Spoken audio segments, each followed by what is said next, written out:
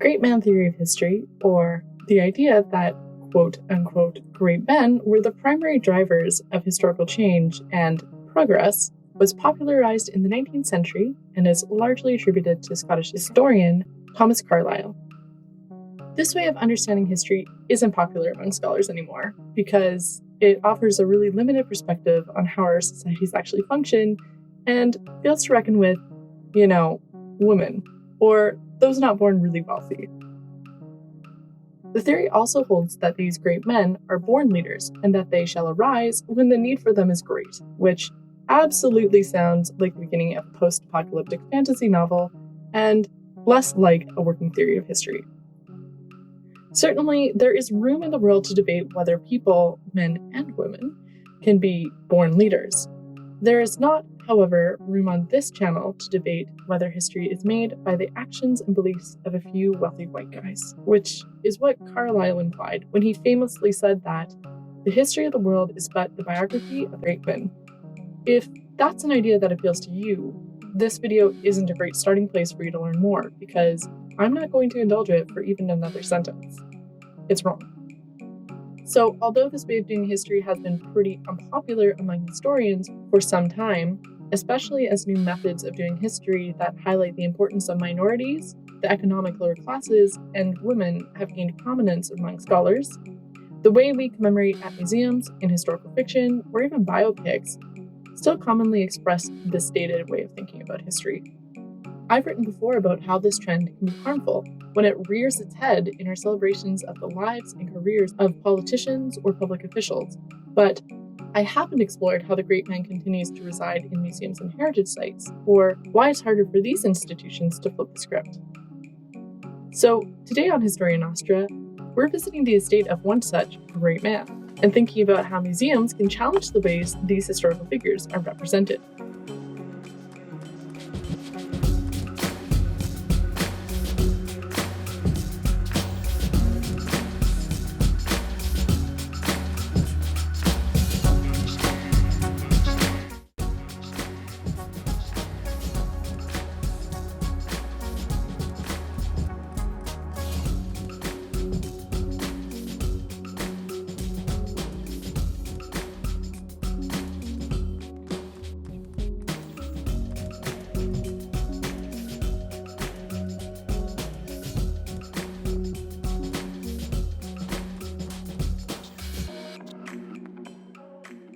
Minister's Island, a small 490-acre tidal island just off the coast of St. Andrews by the Sea, was the summer home of Sir William Van Horne.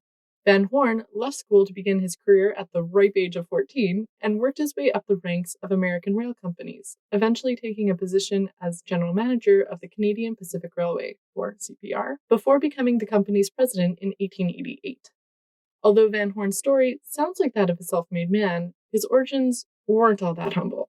His father was a lawyer and became mayor of the town Van Horne grew up in after the age of 8, and his grandfather was a minister. So higher education was not an unreachable privilege for his forebears. One of my favorite stories about him as a kid is like after his father passed away when he was young, and had been a lawyer, but did most of his work basically pro bono. That's why he was helping people, but wasn't making any profit. Yeah, exactly. That he was like showing that I'm sure he was a very kind gentleman, but that Van Horne had saved up from like his paper route that he was doing enough to buy some paper, and he copied a whole geology book of a friend of his so that he could have the information to identify some fossils that he found. Which I just think as a kid, like that just shows his dedication to education, just like his hard work, but just the value that he could see in education and in learning despite not having technically a formal education. I don't mean to diminish Van Horne's many accomplishments or downplay his intelligence, but it is important to acknowledge that people, past and present, don't all start on equal footing. In Canadian historical memory, we remember Van Horne as the man who oversaw the completion of the Transcontinental Railway, a project undertaken to connect the newly federated country's furthest provinces, especially British Columbia, to the new nation's capital, a feat accomplished in about half the expected time. Van Horne's connection to the CPR and his role in attracting elite visitors to the small New Brunswick community of St. Andrews are major focuses of the historical interpretation offered at his summer estate on Minister's Island. The island was designated a National Historic Site in 1996 because According to Parks Canada, as a summer estate, it is a remarkable regional landscape, and it served as an inspiration to Van Horn, a giant of Canadian history, and allowed him to pursue his interest in and involvement with tourism, agriculture, and landscape painting. The estate consists of a handsome collection of shingle-style buildings set in a landscape with 4 zones of usage: gardens, recreational facilities, agricultural lands, and forest. And while its design is rooted in the late 19th century British and American landscape traditions, its adaptation to its locale ties it indelibly to the sea and the farms, fields, and forest of Atlantic Canada. Like most great estates that have become museums in the last centuries, the history of Ministers Island is inextricably tied to Van Horn's story. Even before Van Horn passed away, the estate drew tourists to it. The island has long been associated with his time there, and it's only as the estate has started incorporating more interpretive tools, such as panels or banners, and as buildings outside the main house have been restored, that the island's broader stories have been more seriously incorporated into how history is told there. Despite interest in updating the history at Ministers Island, the focus of interpretation is still very strongly aligned with the great man theory of history, and celebrates Van Horn's accomplishments almost exclusively. Check out the full tour of Ministers Island to see what I mean.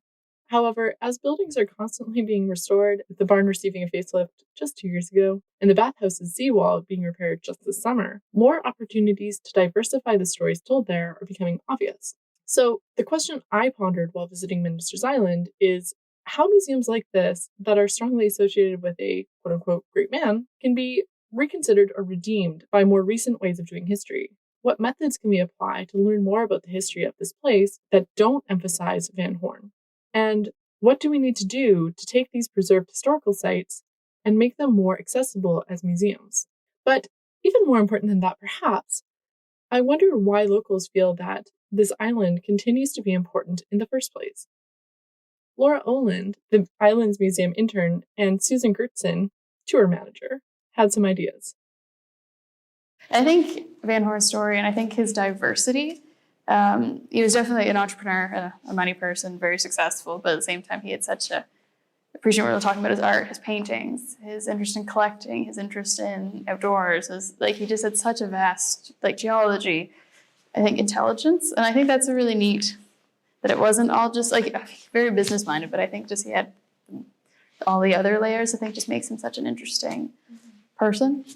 And most of his ventures were successful, but he did have a couple that weren't. So he was a human like everyone else. Not everything always worked out. Like the cannery that was in Shamcook, so just off the island, a cannery that was called Little Norway. He brought over people from Norway to can fish, as you do in the Maritimes, and it wasn't successful. Yeah, it didn't pan out. And there was one investment he made in the gold mining industry that didn't work out, but most of his ventures did. And I don't know, I think also he's a really good example of working hard.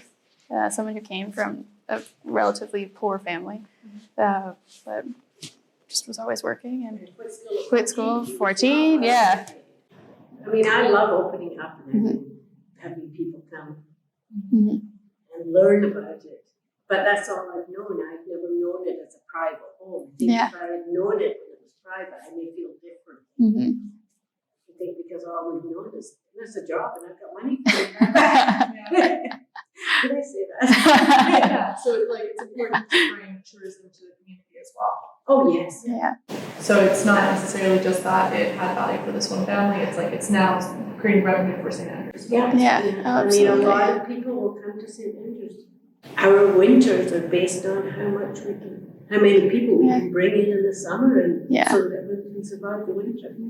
So although it started as kind of this private elite space, it's now giving back in its own way to the rest of the community. I think so. Oh, absolutely. Yeah, no, absolutely. I think it's just such an important staple to Canadian history. It's interesting because it's initially an American, but it's still really neat to the establishment of Canadian history, but also as you were saying, brought together the whole country. But I think, again, it's shadowing the fact that there's so much untold historical value in a lot of the maritime, in all of Canada, but especially looking at the maritime provinces that are so small, but so much was started here. But also there's just so many interesting aspects, the beauty, the tides, as we've talked lots about today. But I think, with just representing Canada and what Canada can do. He was knighted by Queen Victoria as well. He denied the first 2 times, but then accepted the 3rd time. Based on my discussion with museum staff about changes they're working towards at the museum, as well as some of my own impressions, I have some thoughts about how we can continue to improve the experience offered at Minister's Island and other museums like it. Mainly, we need to learn how to celebrate Van Horn's life or the lives of other great men and their legacies, while also being able to be more critical of them, and Van Horn particularly as an historical figure. The most important way to uncouple Minister's Island from the great man way of doing history would be to draw more attention to stories that challenge the myths we have about William Van Horn.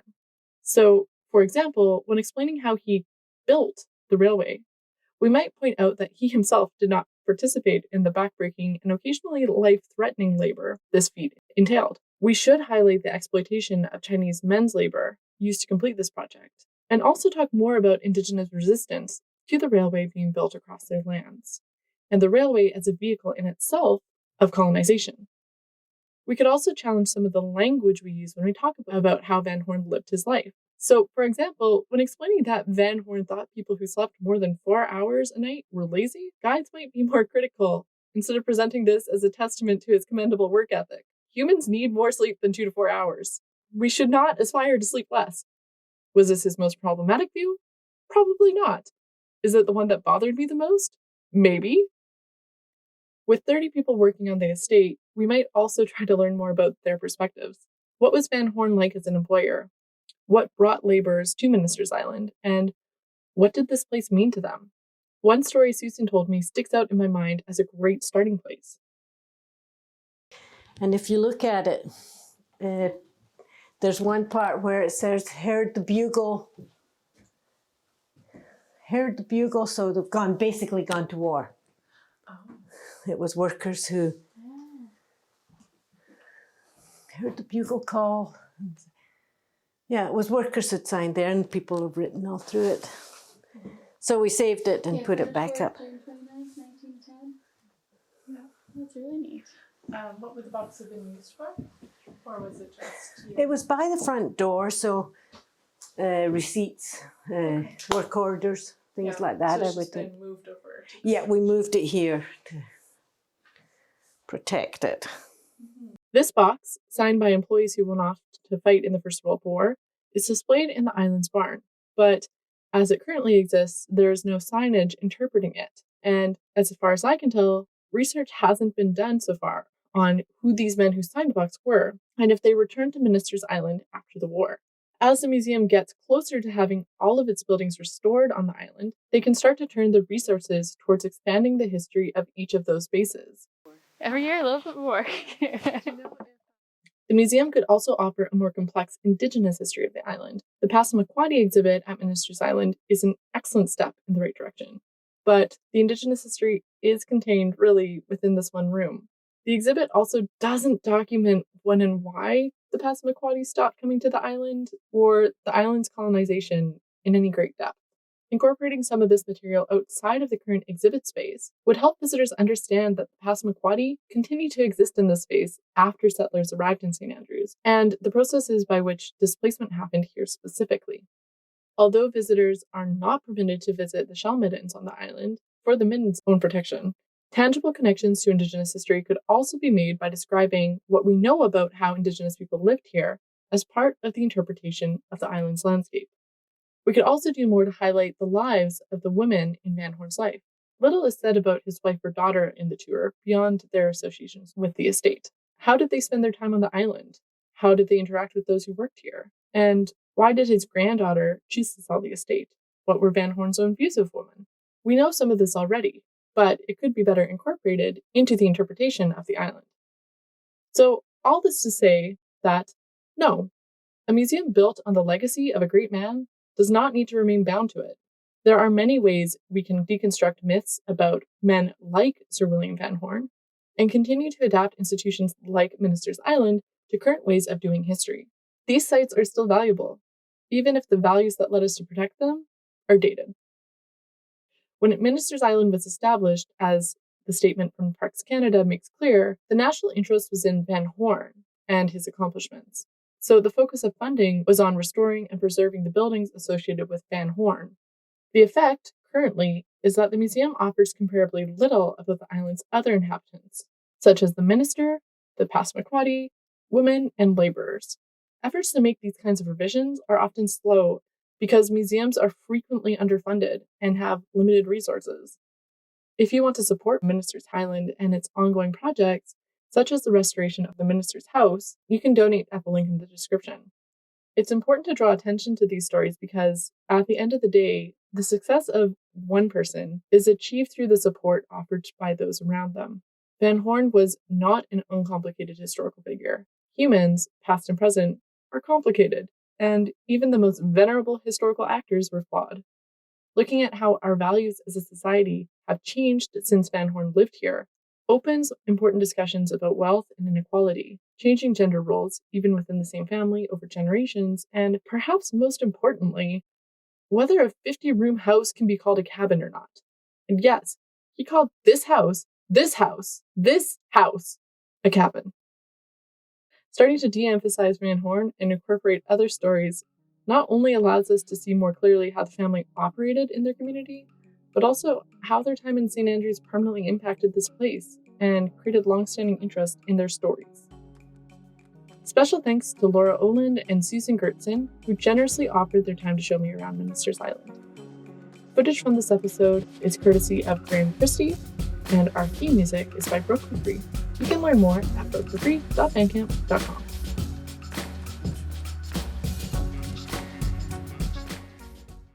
Maybe don't put that part on there. I look extremely distressed.